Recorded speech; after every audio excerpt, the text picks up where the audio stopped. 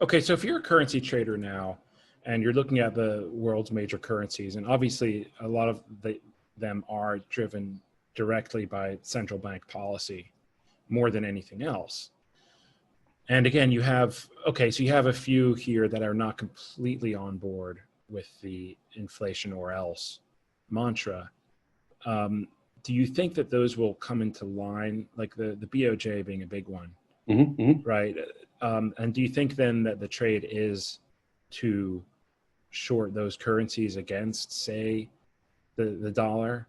Or Yeah. where does one go now as a currency trader, I guess, is the question. Yeah.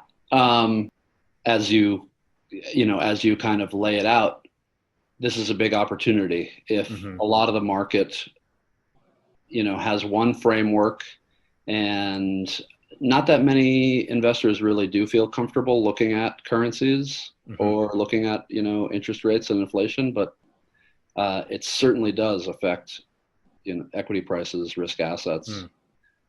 So people look at Japan and, it's immediately synonymous with safe haven, right?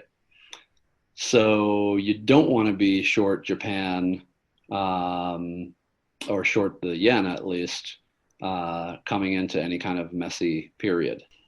Per the title of your blog, or sort of podcast blog, and kind of professional sphere of competence, I don't want to be a contrarian in terms of the real money trading right now. I want to go with the flow, if you will, and not, be complaining to folks about, hey, I'm losing money, but I know that I've got the right idea. I mean, everybody's a price taker, in that regard. I want to, have some contrarian ideas about the future and act, when assets are starting to act in my favor. So with regard to the yen, I like to play in the options. If something's not moving in your favor, but which direction it sort of has to go, then maybe you want to sell calls on the yen against the dollar and, take some yield there, and, sort of have them kind of cash covered. You could say naked, but it's really cash covered if, the rest of your portfolio risk isn't really too fully allocated.